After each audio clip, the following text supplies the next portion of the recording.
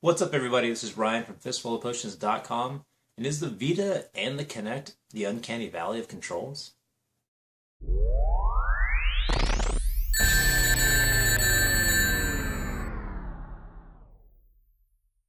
Alright, I guess we should start with discussing the uncanny valley and what exactly that is. So the uncanny valley is the difference between something that is obviously not something, indistinguishable from something, and clearly there is something wrong here. Typically the best way to describe this is humanoid robots. If you start with the left side of the graph and you have Wall-E, which is clearly non-humanoid at all whatsoever, but there is some kind of cute characteristics that we find familiar in him, like the way his eyes moves and his eyebrows and whatnot, that makes it familiar, but obviously not a human. Then you have the far opposite side of the arc, which is somebody like, say, Data from Star Trek, which is portrayed by a real person just pretending to be a robot. So he's really indistinguishable from a person because he really is a person. So if there was robotics that were as good as that, then it would be indistinguishable. And then you get to the Valley, which the Valley consists of stuff like this. Humanoid robots where there is clearly something off. Something very off-putting. You look at it and you go, I see that you're trying to be a human, but it's not cute, and there is something creepy about what you're trying to do. So how does this apply to video game controls? Let's start with the Vita. So the PS Vita is Sony's most recent handheld device. It is the successor to the PSP, and originally the PSP had most of the PlayStation face buttons, directional buttons, shoulder buttons, and it had like a little analog nub kind of thing on it that nobody was really fond of. Everyone wanted dual analog sticks on their Vita so they could play like shooter games and stuff on the go that required two analog sticks. Sony responded and they gave us two analog sticks. Sort of. What they actually gave us was two miniaturized analog sticks. And these sticks start to kind of fall into the uncanny valley. So the arc, or the graph, if you will, for this example would be the obviously not an analog stick but still functions as an analog stick would be something like the circle pad slider on the 3DS. It's not the most optimum way of handling a analog input, but it works, and you never actually compare it or assume that it is an analog stick off of your Xbox 360 or your PlayStation 3 controller. You just assume that this is a circle pad and it does what it needs to do. And the other opposite side is the analog sticks from the home consoles. So your analog stick from your PlayStation controller or your Xbox controller. In this case, we'll say the PlayStation controller because we're talking about the Vita. And then you fall into the Valley, and the Valley is the sticks on the Vita, because they're basically miniaturized versions of the sticks you would find on the DualShock controller with the PlayStation. So when you look at them, or better yet, when you feel them, as soon as you put your fingers on them, you realize immediately something is off here. Something is wrong. It's almost undescribable. Like, I know that this feels wrong, and when you play a shooter and you go to move around, the normal amount of give that you would push to move the camera angle where you would want to look doesn't feel the same. It doesn't feel right. And the problem is because they're trying to emulate what you would normally get with a DualShock, but they can't because there's not enough space on the Vita to give you a full analog stick.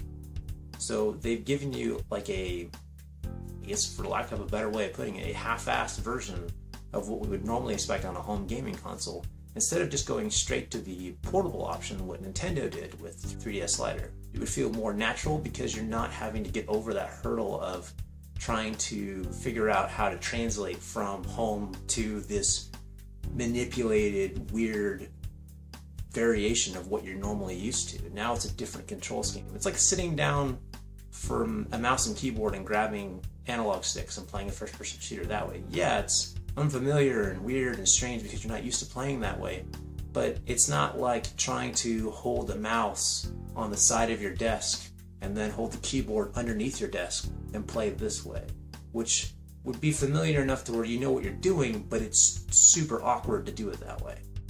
Alright, let's move on to the Kinect now.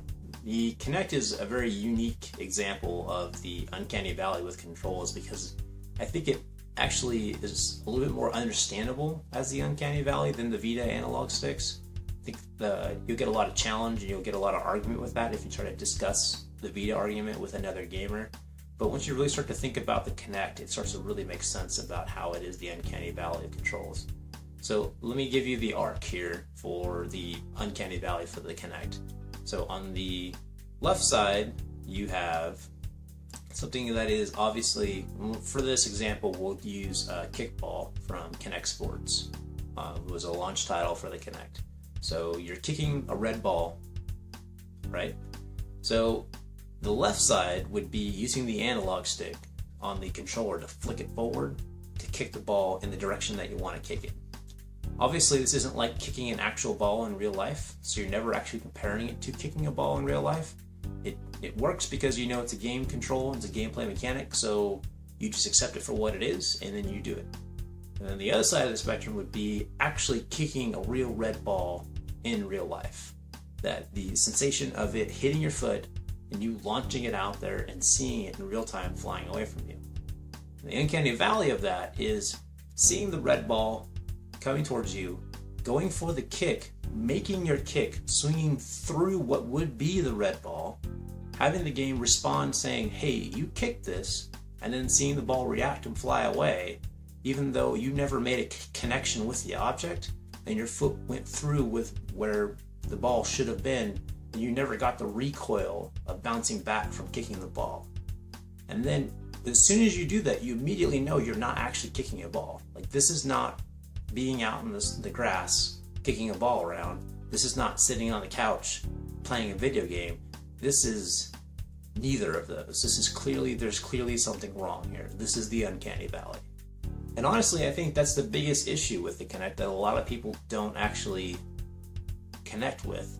That whenever they're doing something with a Kinect game, because you are the controller and there's nothing that you're touching, you never get any feedback from anything, and all the actions that you're trying to do don't feel natural. So running in a track and field game, you're just running in place in front of your TV, and you're not actually running, you're just moving your legs up and down.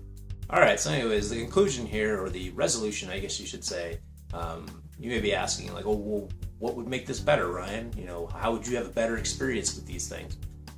If I had to fix it personally, and this is just my personal opinion, I would have a 3DS style slider, 2 of them on the Vita, just because I feel like it's going to be less of a strain in my mind to figure out what I'm trying to do with the controls. I don't have a problem with the 3DS slider. I think there's a bit of a stigma about that people need to get over. But then again, that's just my opinion, and I would absolutely love to hear your opinion on that. If you think that the 3DS slider would make more sense on the Vita, or if you don't have a problem with the analog sticks.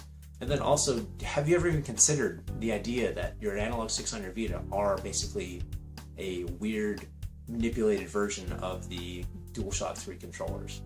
Also, if you want to connect, I'd love to hear back from you on the idea that it is the Uncanny Valley of controls, where you're going to kick the ball, you kick through the ball, nothing happens, and the ball flies away. And if you've ever felt that disconnect where you know you're not playing a video game because you're not using a controller, but you know you're not running around in a field kicking a ball around, that you just get completely broken from the experience when you actually make that realization that that's what's happening. And if you haven't thought of that yet, try it.